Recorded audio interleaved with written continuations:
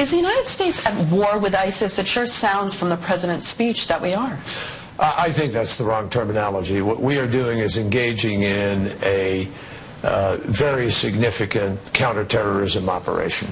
And it's going to go on for some period of time. If somebody wants to think about it as being at war with ISIL, they can do so. But the fact is, it's a major counterterrorism operation that will have many different moving parts. Secretary Kerry overseas trying to get an international coalition for the effort, not calling it a war, calling it an expanded counterterrorism operation. The president, the administration say they have the authority to do this under the authority that was given many years ago. Take a listen to the White House exchange today on what authority they have. The president is confident that he has the authority that he needs to order military action along the lines of the broadened systematic airstrikes that he described yesterday. Under AUMF, he wants repealed. Under an AUMF that he believes continues to apply to this terrorist organization that is operating in Iraq and Syria. Well, this is the same authorization the president talked about at a speech at the National Defense University May 2013, in which he said needed to be repealed and changed, refined, this mandate. He said he will not sign any laws designed to expand this mandate further because it's old and this war, quote, needs to come to an end. Let's bring in our panel. Judge Andrew Napolitano, Fox News senior judicial analyst, Juan Williams, columnist with The Hill, and syndicated columnist Charles Krauthammer. Charles, I want to start with the Secretary of State saying it's, that's not a good term, war. Look, when an organization slits the throat of two Americans on international television, deliberately, provocatively, as a way to humiliate the United States, they have declared war on us. Clearly what the president was doing yesterday is to declare war on them. If they want to play with words, okay. But the problem is, if you want to commit the nation to a serious military exertion, there's going to be a serious one, it will be a costly one, and it will be a long one. You can't play around with language and pretend it is something else. And that disturbs me in the tone of the president last night and in the follow-up tone today, which is all about minimizing what's going on here. You really lose confidence in their seriousness about carrying it out and being open with the American people. The AUMF is the authorization for military force back to 2001, Judge. Right. And Congress is saying, hey, you know what? We need to weigh in on this one. You know, it's really remarkable under the law. There's the War Powers Resolution, which pretty much lets the president dispatch the military anywhere outside the U.S. for 180 days with the proper notifications to the Congress. He knows this can't be completed in 180 days. He has already discounted the authorization to use military force. ISIS didn't exist at the time. Congress couldn't have intended that the resolution would apply to an organization that didn't exist. So he can't have it both ways. But I suggest to you why he doesn't want to go to Congress.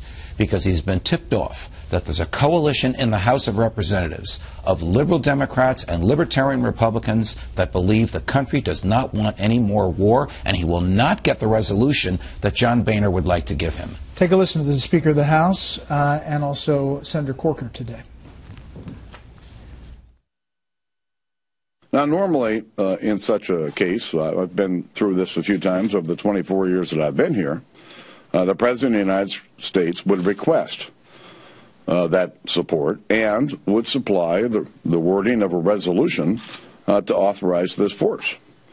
And at this point in time, we've not gotten that request, and we've not seen that language. If they were to take the time, the effort to get Congress to authorize this on the front end, the entire operation, I think that our allies will feel much more secure in committee. What about that, Juan?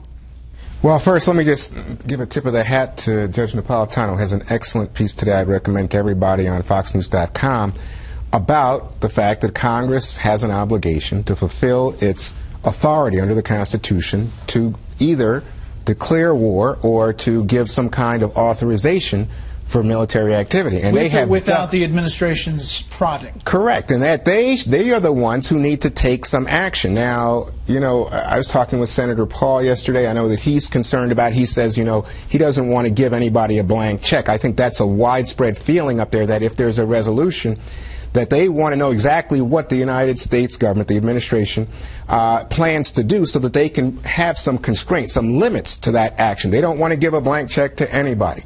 But the fact is that the Congress of the United States, for all of their nitpicking and backstabbing, they never ever say, you know what, my name's on this, we're going to war, we're going after these guys. They're glad to, you know, hold your hat and complain about it, but they never do it. And one last point on this, the reason that you hear Secretary of State Kerry talking, well, it's not really a war, it's not a matter of wordplay. I mean, I think this administration has been guilty of wordplay in the past. If you recall, they were the ones who talked about man-made crisis as opposed to terrorism. But in this case, there is the sense that you are giving some credence, some more added credibility to ISIS or ISIL if you say we're declaring war on a group that is not a state. They're not a state. They're simply a small, about 15,000 terrorist group. And I think there's a resistance on the part of the administration to grant them that status. It's a ridiculous argument because we did exactly that the week after 9/11 in 2001 when we declared war through the resolution, the authorization for the use of force. The authorization the president is now using. Exactly. Correct. But the at the time, that he rejected a few months ago. Well, he didn't reject. He said he'd like to. Right. Comma. When at the time we passed a resolution, which is the equivalent of a declaration of war on Al-Qaeda, which is not a state actor. You don't have to be a state actor for America to declare war. That's exactly how we did it in 9/11. And it is ironic that the president today has to invoke that. After a year ago, he said we want to abolish this, and he said it's because all wars have to end, like the war on terror, as if he can declare the wars ending the way King Canute that could stop the tides with a declaration. It was an absurd thing to do, and the irony is that by acting today under the act he wanted abolished, he has shown how he completely misunderstood and misanalyzed the situation with the war on terror in 5 years, and he now has to undo all of it. He began undoing it last night.